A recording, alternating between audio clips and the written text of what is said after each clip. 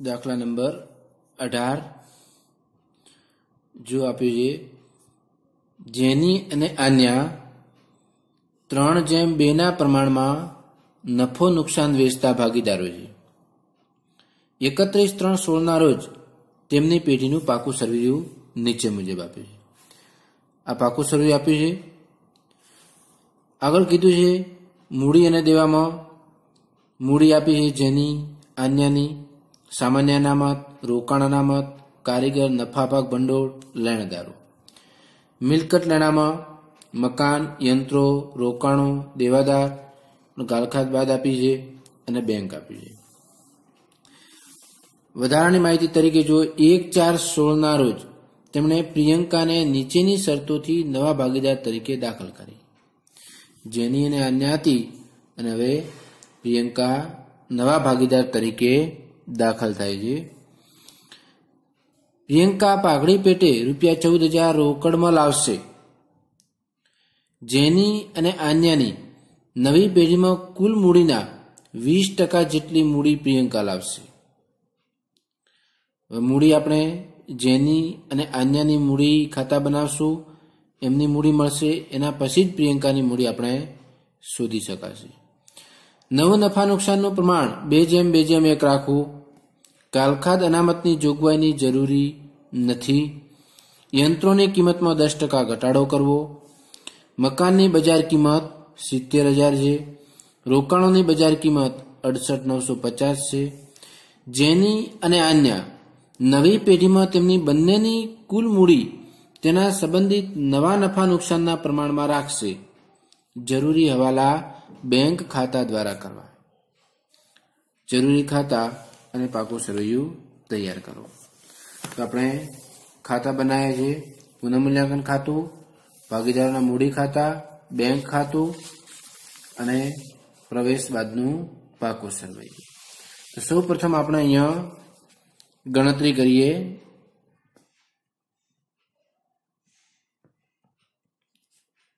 પાઘડી માટે પહેલું ત્યાગનું પ્રમાણ શોધીએ. તો જેની અને આન્યાનું જૂનું પ્રમાણ, તો અહીંયા જૂનું પ્રમાણ આપ્યું છે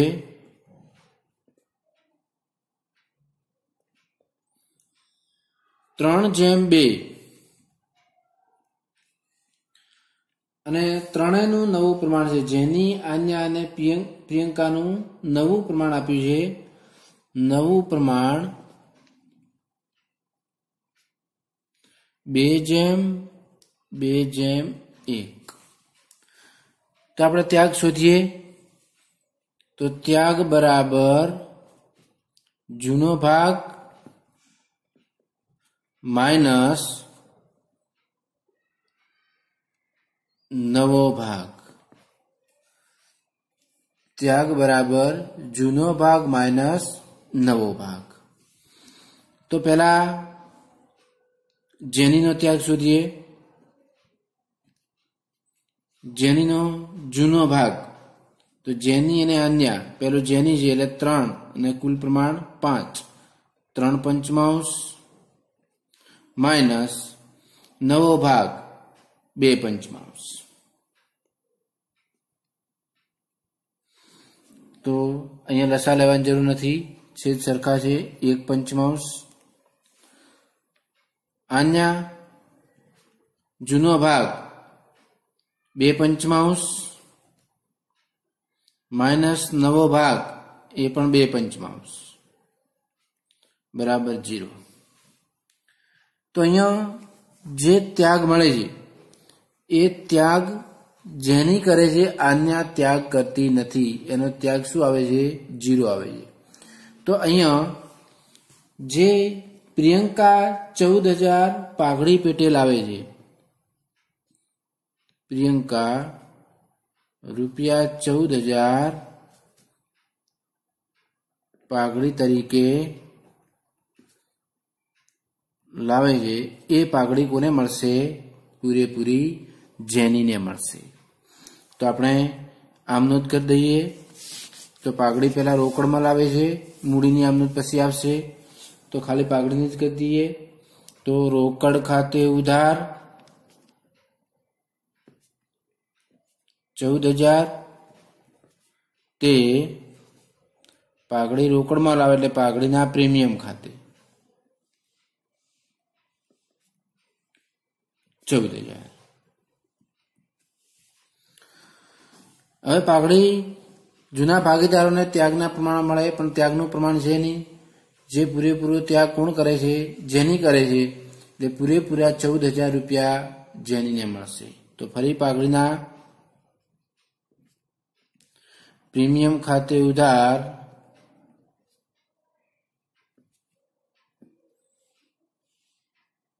14,000 તે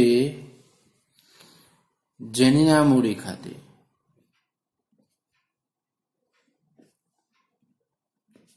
14,000.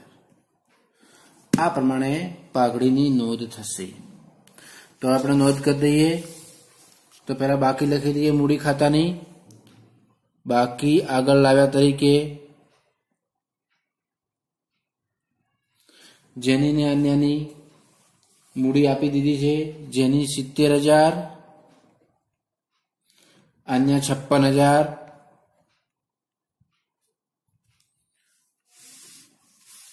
બેંક ખાતાની બાકી આપી છે પાકા સરિયામાં 39,200. તો એ પણ અહીંયા ઉધાર બાકી છે. બાકી આગળ લાવ્યા 39,200. હવે જે આમનોંધ પહેલી કરી છે રોકડ ખાતે ઉધાર તે પાઘડીના પ્રીમિયમ ખાતે 14,000. તો રોકડ ખાતે એટલે અહીંયા બેંક ખાતું આપણે બનાવ્યું છે. તો અહીંયા બેંક ખાતાની ઉધાર બાજુ, પણ વિગતમાં પાઘડીના પ્રીમિયમ ખાતે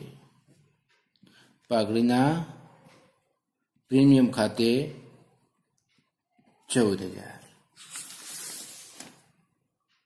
પછી ફરી પાઘડીના પ્રીમિયમ ખાતે ઉધાર તે જેનીના મૂડી ખાતે 14,000. તો જેનીના મૂડી ખાતે જમા કરવાના છે 14,000. તો આપણે વિગતમાં પાઘડીના પ્રીમિયમ ખાતે તો જેનીમાં 14,000, કારણ કે જેની ત્યાગ કરે છે એટલે પૂરેપૂરા 14,000 જેનીને મળે. આ પ્રમાણે પાઘડીના મુદ્દાની આપણે નોંધ કરી. હવે આગળ જોઈએ. ગાલખાદ અનામતની જોગવાઈ જરૂરી નથી. હવે જુઓ, આગળના 17માં દાખલામાં જે હતું એ જ પ્રમાણે અહીંયા થાય કે હવાલાની કોઈ ગાલખાદ અનામત રાખવાની નથી, પણ હવાલા કરતા પાકા સરિયામાં ગાલખાદ આપેલી છે 2800. તો પાકા સરિયામાં ગાલખાદ આપેલી હોય તો એ ગાલખાદ પુનઃમૂલ્યાંકન ખાતે જમા થાય. કેમ કે અહીંયા હવાલામાં બિલકુલ છે નહીં, બધો વધારો પાકા સરિયાનો છે 2800. એટલે તમારે ગાલખાદ અનામત અહીંયા 2800 જમા કરવી પડે. ગાલખાદ અનામત 2800. હવે અહીંયા દેવાદારો તમારે દર્શાવવાના છે. 56,000 ના આપ્યા છે તો 56,000 પૂરેપૂરા દર્શાવાશે. કે ગાલખાદ અનામત આપણે જૂના પાકા સરિયાની અહીંયા લખી દીધી છે અને નવી હવાલા મુજબ અહીંયા કોઈ જોગવાઈ નથી. એટલે હવાલામાં જોગવાઈ ના હોય તો અહીંયા આપણે બાદ કરી શકાય નહીં. આગળ યંત્રોની કિંમતમાં 10% ઘટાડો કરવો. હવે યંત્રો તો અહીંયા પાકા સરિયામાં યંત્રો આપે છે 17,500. તો 17,500માં 10% ઘટાડો. તો મિલકતમાં કિંમત ઘટે તો પુનઃમૂલ્યાંકન ખાતે ઉધાર થાય. તો અહીંયા યંત્રો ખાતે 17,500ના 10% 17,50 જે ઘટાડો થયો છે પુનઃમૂલ્યાંકન ખાતે ઉધાર કરવાનો. બીજી અસર, હવે યંત્રો નવા પાકા સરિયામાં તમારે યંત્રો હતા 17,500 બાદ ઘટાડો 1,750. 17,500માંથી 1,750 બાદ કરી અને 15,750 તમારે બહાર લખવાના છે. 15,750.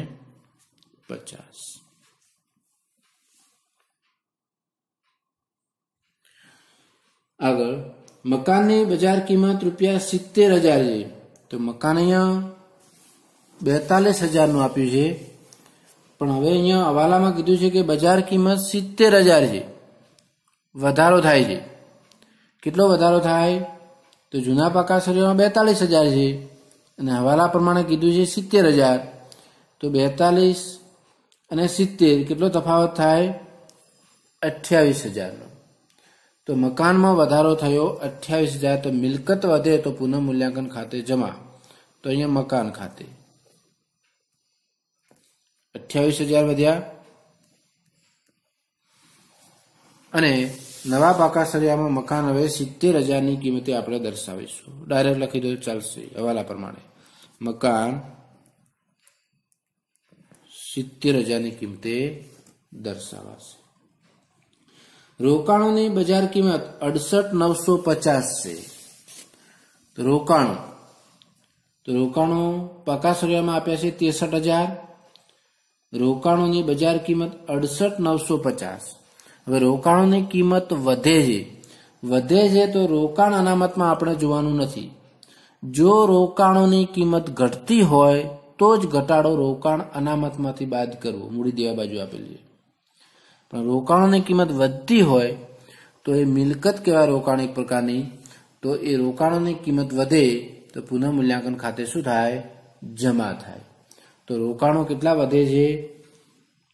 રોકાણો 63,000 આપ્યા હતા અને એની બજાર કિંમત 68,950 છે. તો અહીંયા રોકાણો 63 અને 68,950, તો 5,950 ની કિંમત વધે રોકાણો ખાતે. 5,950. હવે નવા પાકા સળિયામાં રોકાણો નવી કિંમતે દર્શાવાશે 68,950. આ કિંમતે રોકાણો દર્શાવાશે. અને છેલ્લે છે જેની અને અન્યની નવી પેઢીમાં તેની બંનેની કુલ મૂડી તેના નવા નફા નુકસાનના પ્રમાણમાં રાખવાની છે. એ આપણે મૂડી ખાતા બંધ કરતા પહેલા રાખવી પડશે. હવે જૂના પાકા સળિયાની એક વિગતો જોઈએ. મૂડી ખાતા લખાઈ ગયા. સામાન્ય અનામત 8,400. સામાન્ય અનામત છે તો અનામત શું થાય? ભાગીદારો વચ્ચે વેચવું પડે. કયા ભાગીદારો વચ્ચે? જૂના ભાગીદારો વચ્ચે જૂના પ્રમાણમાં. તો 8,400 ને જેની અને અન્ય વચ્ચે 3:2 ના પ્રમાણમાં વેચીએ, જૂનું પ્રમાણ. તો સામાન્ય અનામત 8,400 છે, 3:2 એટલે 50-40 જેનીના ખાતામાં લખાશે અને 33-60 અન્યના ખાતામાં લખાશે. એના પછી રોકાણ અનામત 4200, એ પણ અનામત છે, એ પણ ભાગીદારો વચ્ચેના મૂડી ખાતે જમા થાય. તો અહીંયા રોકાણ અનામત એ પણ 3:2 ના પ્રમાણમાં 4200 છે, તો 2520 અને 1680.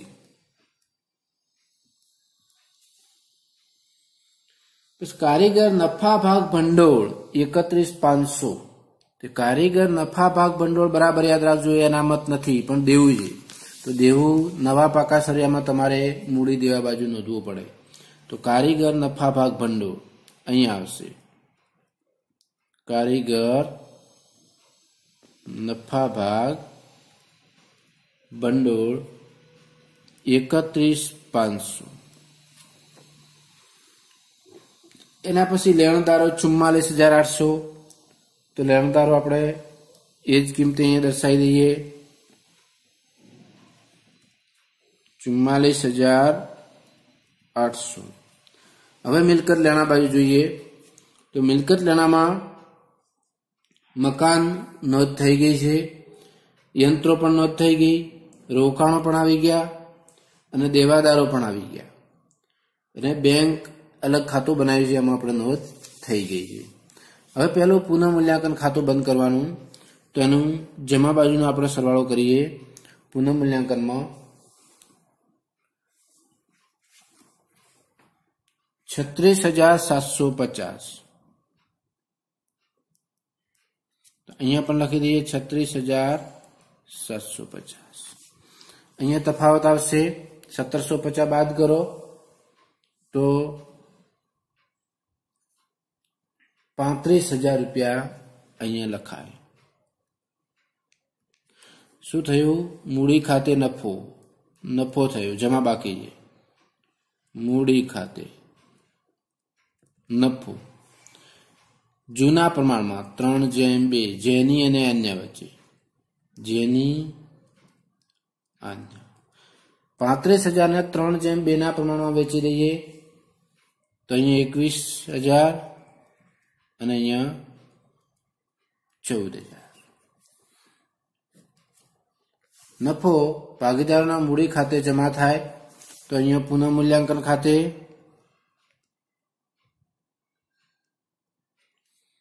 21,000 અને 14,000। હવે મૂડી ખાતા બંધ કરવાના નથી, પણ શું કીધું છે કે જેની અને અન્યની નવી પેઢીમાં કુલ મૂડી, નવી પેઢીમાં કુલ મૂડી આપણે અહીંયા બનશે એની 20% મૂડી પ્રિયંકા લાવશે, અને જેની અને અન્ય તેની નવી મૂડી તેના સંબંધિત નવા નફા નુકસાનના પ્રમાણમાં રાખશે। આ બે મુદ્દા આપેલા છે। પહેલો તો આપણે પ્રિયંકાની મૂડી શોધીએ તો અહીંયા જેનીની જે ખાતું છે જમા બાકી, ઉધાર બાકી કશું છે નહીં, હોય તો બાદ કરવાની। તો જમા બાકી આ 5 વિગતો આપી છે, એનો સરવાળો કરો, એ જેનીની મૂડી કહેવાય। તો અહીંયા 70,000, 50, 40, 14,000, 2520 અને 21,000। તો આપણે જેનીની મૂડી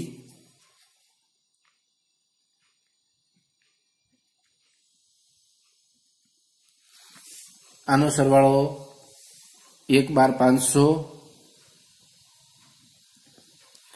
આન્યાની મૂડી, આન્યામાં પણ 4 વિગતો છે, એ 4 વિગતો આનો સરવાળો કરો, ઉધાર બાકી કશું છે નહીં, હોય તો તમારે બાદ કરવું પડે નથી, તો આ 4નો સરવાળો આન્યાની મૂડી કહેવાશે।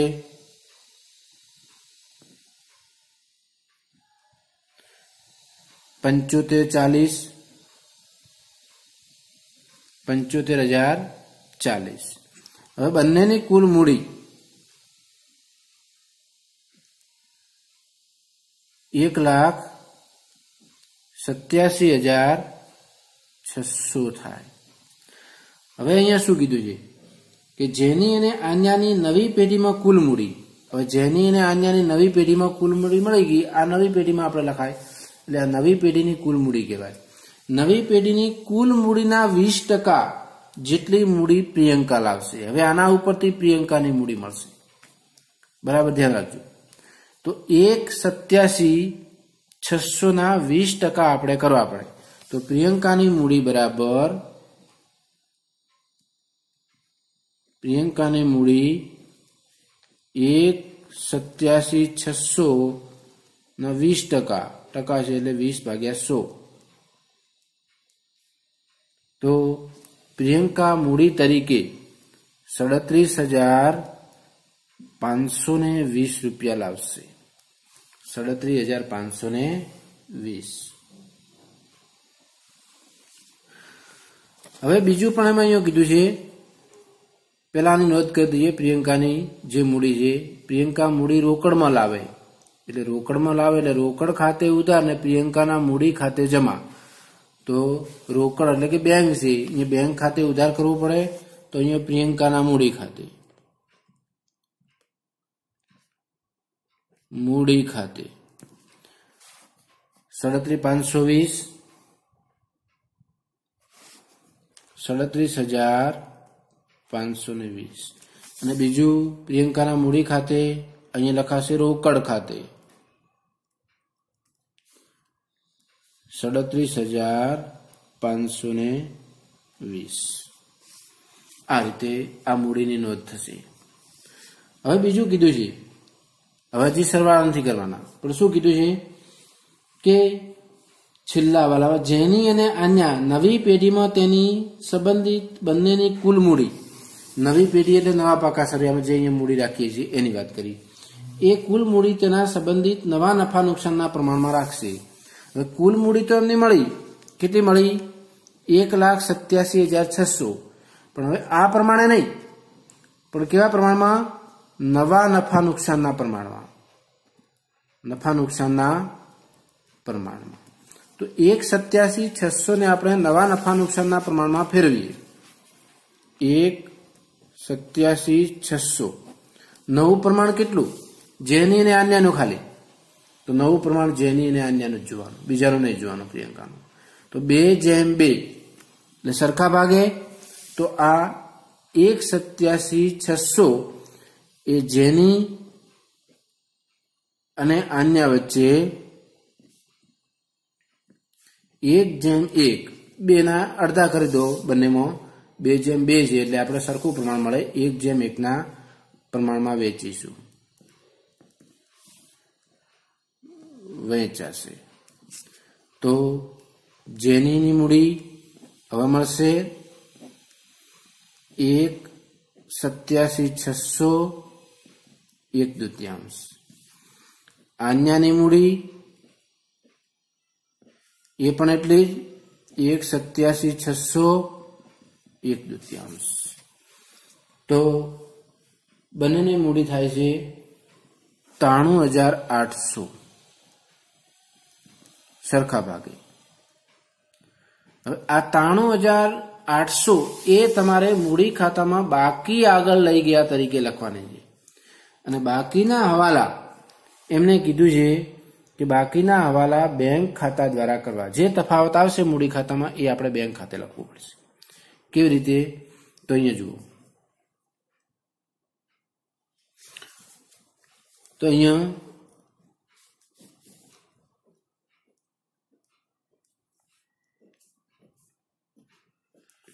બાકી આગળ લઈ ગયા, જેનીમાં 93,800 જે આપણે કીધું છે સરખા પ્રમાણમાં રાખશે. આન્યામાં પણ 93,800 જે આપણે શોધી છે.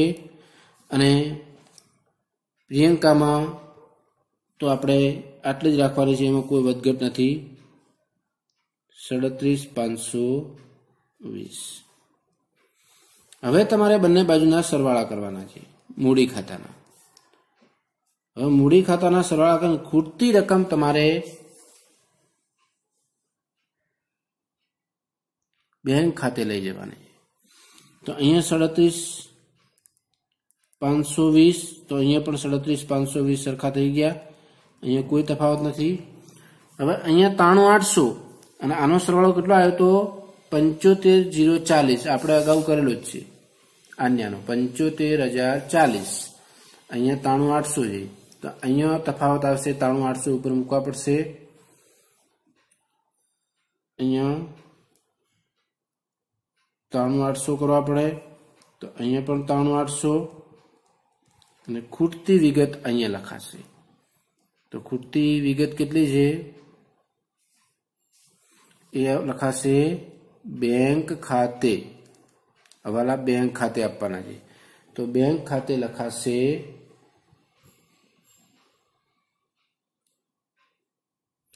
18,760. હવે અહીંયા સરવાળો વધારે થતો હતો,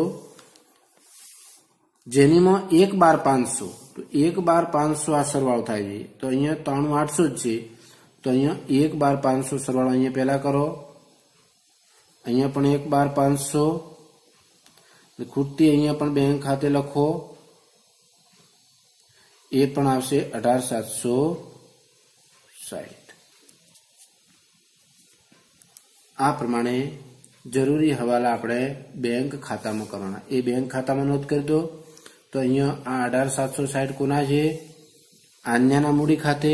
તો અહીંયા લખાશે આન્યાના મૂડી ખાતે.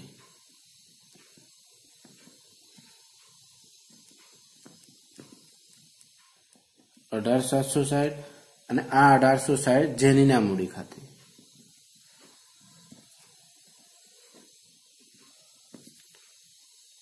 $18,760.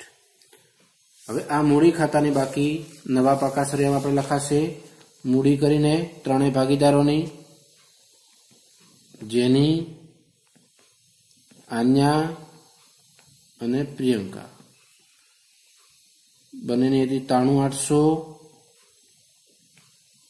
93,800, 37,520.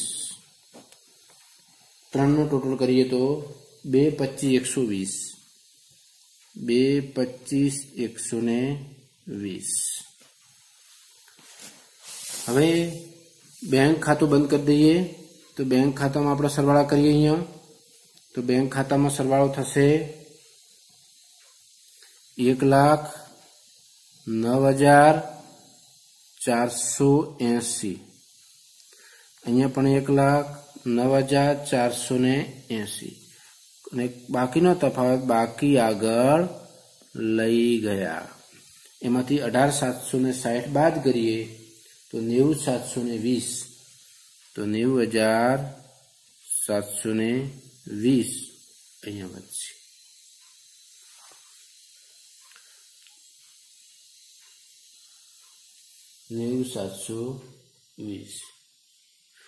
એ બેંક ખાતાની બાકી આપણે નવા પાકા સરિયામાં અહીંયા બેંક તરીકે લખવાની 90,720. પછી પાકા સરિયાના બંને બાજુના આપણે સરવાળા કરવા. તો પાકા સરિયાનો સરવાળો 3,01,420.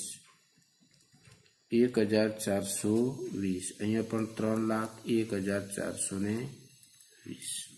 આ પ્રમાણે આ દાખલાની સમગ્ર ગણતરી થઈ શકે.